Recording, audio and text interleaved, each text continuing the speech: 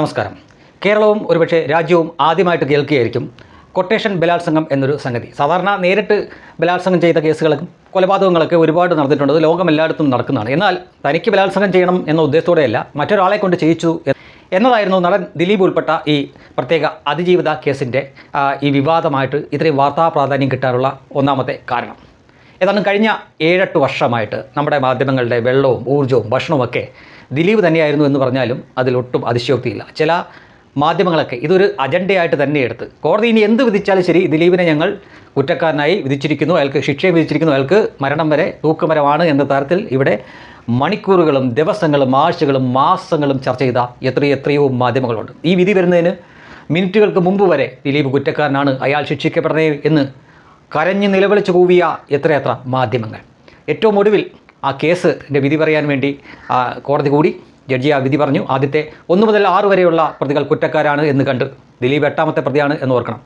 1 മുതൽ 6 വരെയുള്ള പ്രതികൾ കുറ്റക്കാരാണ് എന്നുള്ള ആ വാചകം പുറത്തേക്ക് വരുമ്പോൾ പോലും ദിലീപിന് എന്ത് സംഭവിക്കും, ദിലീപിനെ ശിക്ഷിക്കുമോ എന്നുള്ള ഒരു ആകാംക്ഷയിലായിരുന്നു ഇവിടുത്തെ നല്ലൊരു ശതമാനം മാധ്യമപ്രവർത്തകർ. 1 മുതൽ 6 വരെയുള്ള പ്രതികൾ കുറ്റക്കാരാണ് എന്ന് കോടതി കണ്ടെത്തുമ്പോൾ നമുക്ക് സ്വാഭാവികമായിട്ടും മനസ്സിലാവുന്നൊരു കാര്യമുണ്ട്. അതിനുശേഷമുള്ള പ്രതികൾ തീർച്ചയായിട്ടും സംശയത്തിൻ്റെ ആനുകൂല്യം അല്ലെങ്കിൽ തെളിവിൻ്റെ അഭാവത്താൽ വെറുതെ വിട്ടപ്പെട്ടിരിക്കുന്നു. പക്ഷേ അതുപോലും അവർ പറയാൻ ഒന്ന് മടിച്ചു, അറച്ചറച്ചാണ്. പക്ഷേ അതാദ്യം കാണുമ്പോൾ തന്നെ സാമാന്യബോധമുള്ള എല്ലാവർക്കും മനസ്സിലാവും ദിലീപ് നിരപരാധിയാണ് എന്ന്.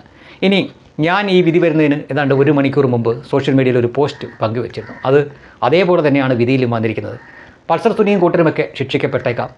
ദിലീപ് സംശയത്തിൻ്റെ അനുകൂല്യത്തിൽ, അതായത് തെളിവിൻ്റെ അഭാവത്താൽ മോചിപ്പിക്കപ്പെട്ടേക്കാം എന്നാണ് ഞാൻ ഇട്ട പോസ്റ്റ്. പക്ഷേ അതിന് അത്ര വലിയ എൻ്റെ സാധാരണ പോസ്റ്റുകൾ കിട്ടുന്ന അത്രയും റീച്ചൊന്നും കിട്ടിയില്ല. പക്ഷേ ഏതാനും മിനിറ്റുകൾ കഴിയുമ്പോൾ വിധി വരുമല്ലോ, അതിനുശേഷം പ്രതികരിക്കാം എന്നായിരിക്കാം ആളുകൾ കരുതിയത്. പക്ഷേ ഇപ്പോൾ അത് വിധി വരുന്നതിന് മുമ്പേ ഇട്ട പോസ്റ്റ് അത് അതുപോലെ സത്യമായതിനാൽ ഇപ്പോൾ അത് റീച്ചിലേക്ക് പോകുന്നുണ്ട്. പക്ഷേ ഞാൻ മനസ്സിലാക്കിയത് അങ്ങനെയാണ്. കാരണം നേരിട്ട് ഈ കുറ്റകൃത്യത്തിൽ പങ്കെടുത്തവരെ അതിജീവിതയ്ക്ക് എവിടെയും തിരിച്ചറിയാൻ പറ്റും. അവർക്ക് കൃത്യമായിട്ടും പറയാം ഇന്ന ആളുകളൊക്കെയാണ് എന്നെ നേരിട്ട് ഉപദ്രവിച്ചത്. അതിനാൽ ഏത് കോടതിയിൽ പോയാലും അവർ ശിക്ഷിക്കപ്പെടും എന്ന കാര്യത്തിൽ ഒരു സംശയമില്ല. അവർ പിടിക്കപ്പെടുക തന്നെ ചെയ്യും. കാരണം നേരിട്ട് കുറ്റകൃത്യത്തിൽ ഏർപ്പെട്ടവരാണ്. പക്ഷേ ഗൂഢാലോചന നടത്തിയവരെ കൊടുക്കാൻ അതൊന്നും പോരാ.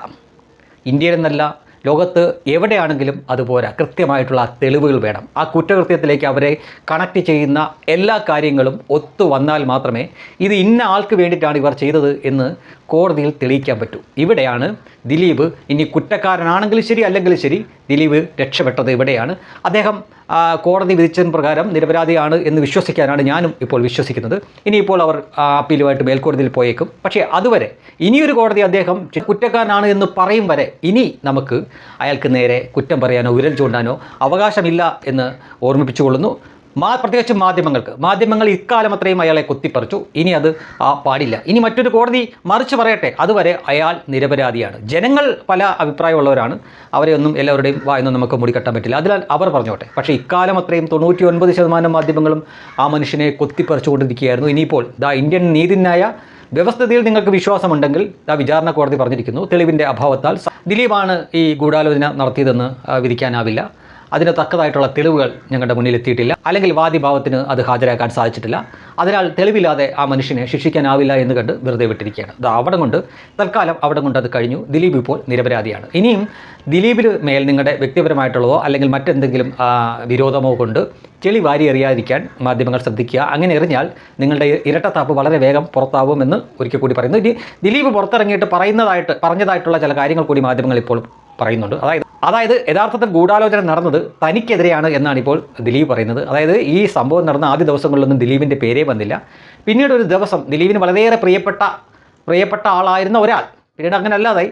ആളുടെ മറ്റൊരു പ്രസംഗത്തിലാണ് ഇതിൻ്റെ ഗൂഢാലോചനയെപ്പറ്റി കൂടി ചിന്തിക്കേണ്ടതുണ്ട് എന്നൊരു പരാമർശത്തിനെ തുടർന്നാണ് ദിലീപിൻ്റെ പേര് കൂടി അതിലേക്ക് വന്നത് എന്നാണ് പറയുന്നത്. അപ്പോൾ യഥാർത്ഥത്തിൽ താനാണ് മറ്റുള്ളവരുടെ ഗൂഢാലോചനയ്ക്ക് ഇരയായത് എന്നാണ് ഇപ്പോൾ നിരപരാധിയാണ് എന്ന് കോടതി വിധിച്ച ദിലീപിൻ്റെ ആദ്യത്തെ പ്രതികരണം. അതെന്തെങ്കിലും ആയിക്കോട്ടെ, ഇപ്പോൾ വരെയുള്ള സംഭവം ഞാൻ പറഞ്ഞു കഴിഞ്ഞു. വിചാരണ കോടതി ദിലീപിനെ മോചിപ്പിച്ചു, കുറ്റവിമുക്തനാക്കി. ഇനി അയാളെ കല്ലെറിയുമ്പോൾ ഇവിടുത്തെ നീതിന്യായ വ്യവസ്ഥയ്ക്കെതിരെയുള്ള കല്ലേറ് തന്നെയാണ് എന്ന് മാധ്യമങ്ങളെ ഓർമ്മിപ്പിക്കുന്നു. ജനങ്ങൾ പറയും, അവർ പറഞ്ഞോട്ടെ, അവർക്ക് അവരുടെ വികാരം പ്രകടിപ്പിക്കാൻ പറ്റും. പക്ഷേ ഇക്കാലം അത്രയും അയാൾ യഥാർത്ഥത്തിൽ നിരപരാധിയാണെങ്കിൽ അയാൾ അനുഭവിച്ചു കൂട്ടിയ ഒരു ട്രോമയുണ്ട്. അതിനൊന്നും ഒരു പരിഹാരം കൊടുക്കാൻ നിങ്ങൾക്ക് പറ്റില്ല എന്നുകൂടി ഓർമ്മിപ്പിച്ചുകൊള്ളുന്നു. ഇതിൻ്റെ തുടക്കം മുതൽ ചിലർ പറഞ്ഞിരുന്ന ചില കാര്യങ്ങളുണ്ട്. ദിലീപിനെ പോലെ സിനിമയിൽ അത്രയേറെ മേൽക്കോയ്മയോടെ അത് അധികാരം കൊണ്ടും സമ്പത്ത് കൊണ്ടും ഒക്കെ നിന്നിരുന്ന ഒരു വ്യക്തിക്ക് ഇത്തരമൊരു കൃത്യം ചെയ്യാൻ മൂന്നാംകിട തെരുവ് ഗുണ്ടകളെ പോലുള്ള ഈ പൾസർ സുനീനെയും കൂട്ടരെയൊക്കെ ആവശ്യമായിരുന്നു. അയാൾക്കത് ചെയ്യണമെങ്കിൽ ഈ പ്രൊഫഷണലായിട്ട് ചെയ്യുന്ന, ഇങ്ങനെയൊന്നും വൃത്തികെട്ട രീതിയിലല്ല, പ്രൊഫഷണലായിട്ട് തന്നെ അയാളുടെ പ്രതികാരം വീട്ടാൻ പറ്റുന്ന മുന്തിയ ഇനം ആളുകളെയൊക്കെ അയാൾക്ക് നിസ്സാരമായിട്ട് കിട്ടും എന്നിരിക്കെ ഈ മൂന്നാംകിട ആളുകളെ വെച്ച് ഇയാളിത് ചെയ്യുമായിരുന്നോ എന്ന് പലരും ചോദിച്ചിട്ടുണ്ട്. ആ ചോദ്യവും സംശയവും ഇപ്പോഴും അങ്ങനെ തന്നെ അന്തരീക്ഷത്തിലുണ്ട്.